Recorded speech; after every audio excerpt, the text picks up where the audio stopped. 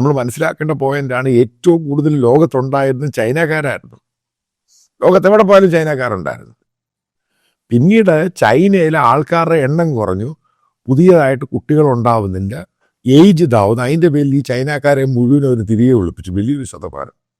ഈ ചൈനക്കാരെ തിരിച്ചു വിളിച്ചിട്ട് ഗവൺമെൻറ് അവർക്ക് പല പ്രോജക്റ്റ് കൊടുക്കാൻ തുടങ്ങി.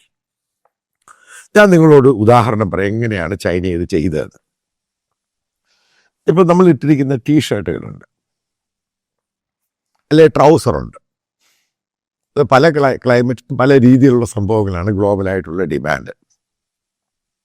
ഒരു ടീഷർട്ട് നിങ്ങളിത് കണ്ടാൽ ഞെട്ടിപ്പോവും. എങ്ങനെയാണ് ഇന്ത്യൻ കറൻസി 45 രൂപയ്ക്ക് ഹോൾസെയിൽ റേറ്റിൽ കൊടുക്കാൻ പറ്റുന്നതിന് 0.5 സെൻറ്റ് ഡോളറിലാണ് പറയുന്നത്. വെറും 45 ഇന്ത്യൻ രൂപ കറൻസി, ഡോളർ ആകുമ്പോൾ 0.5 സെൻറ്റ്. മെറ്റീരിയലിൻ്റെ കോസ്റ്റ് പോലും വരുന്നില്ല. ഇങ്ങനെയാണ് ചൈനയുടെ പ്രൊഡക്ഷൻ എന്ന് പറയുന്നത്. അവരെങ്ങനെ ഇത് ചെയ്യുന്നത്? കംപ്ലീറ്റ് ആയിട്ട് ഇൻഡസ്ട്രിയൽ ഓട്ടോമേഷൻ.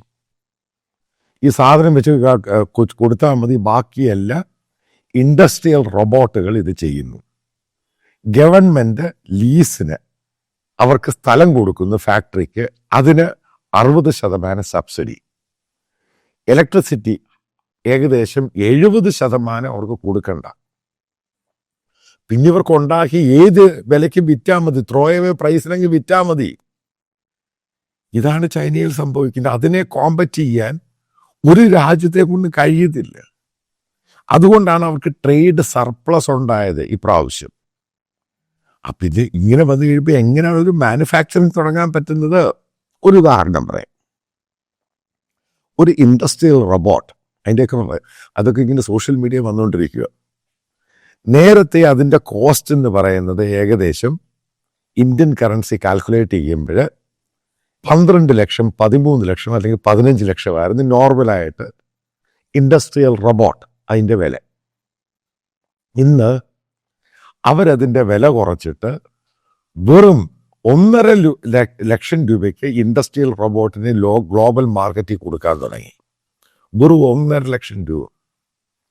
ഈ 1.5 ലക്ഷം വെച്ചുള്ള ഇൻഡസ്ട്രിയൽ റോബോട്ടിനെ 10-15 എണ്ണത്തെ വെക്കുവാണെങ്കിൽ ഒരു വലിയ ഫാക്ടറി ചലിപ്പിക്കാൻ പറ്റും. പിന്നെ അവിടെ എന്തിനാ 10-500 ജോലിക്കാരുള്ളത്? ഈ 10-500 ജോലിക്കാരെ വെച്ച് നിങ്ങൾ ഇതേപോലൊരു പ്രോഡക്റ്റ് ഉണ്ടാക്കി, റെഡിമെയ്ഡ് പ്രോഡക്റ്റ് ഉണ്ടാക്കുവാണെങ്കിൽ ഒരു ദിവസം 1000 പീസ് ചെയ്യുമ്പോൾ ഇതിന് രാത്രിയും പകലും ഒന്നുമില്ല.